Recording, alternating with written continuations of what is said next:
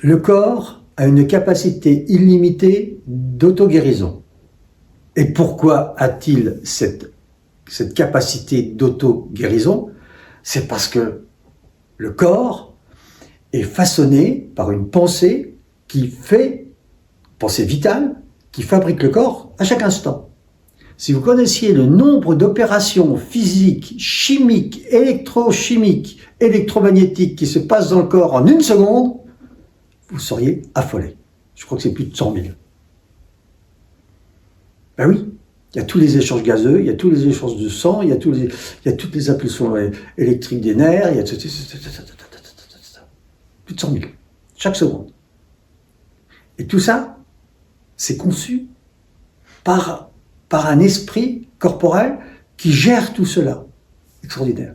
S'il a la capacité de créer le corps à chaque instant, il a la capacité de guérir les dysfonctionnements. Parce que les dysfonctionnements, c'est lui qui les a créés. Il les a créés à la suite de quoi? De pensées.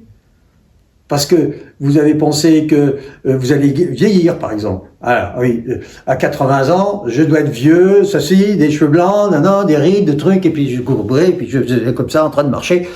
Ben oui.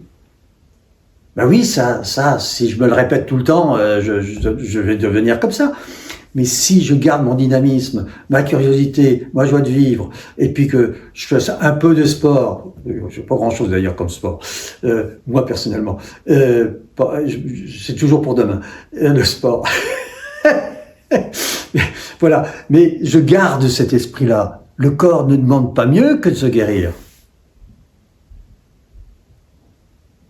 Voilà.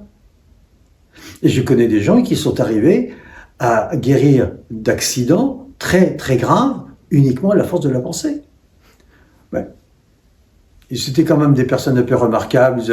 Elles avaient un entraînement important derrière, de yoga, de gym, de connaissance du corps. Donc, et puis une capacité de travail assez remarquable parce que à partir du moment où ils ont été accidentés, ils ont examiné toutes les planches d'anatomie pour bien comprendre les organes qui avaient été touchés, comment ils étaient couchés, comment ils étaient innervés, comment ils étaient nourris par le sang, etc. Et à force de penser, de repenser, de visualiser, d'aimer leurs parties cassées, le corps s'est guéri. Mais il faut beaucoup d'amour pour cela. Hein? Et donc tout est possible. Tout est possible. Voilà.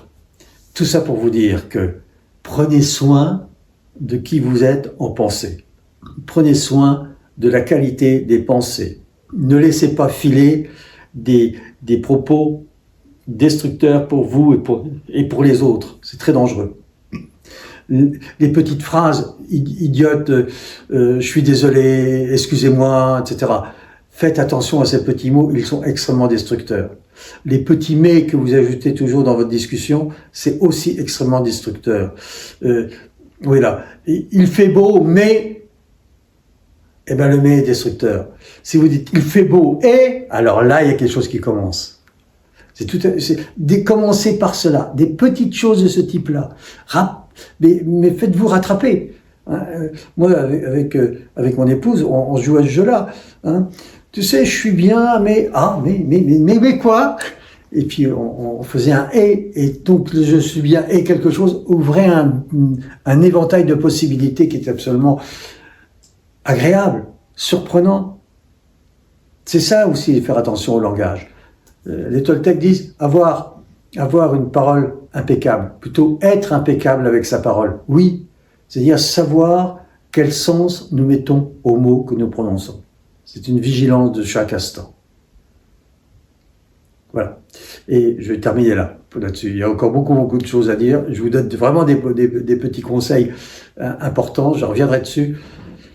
Cela fait partie de votre transformation pour retourner au centre de votre féminité, au noyau de la féminité, ou d'autres disent au temple de votre féminité. Je vous propose un coaching de 45 minutes et je me consacrerai à vous gratuitement. Je vous invite à consulter le lien qui est en description. À bientôt.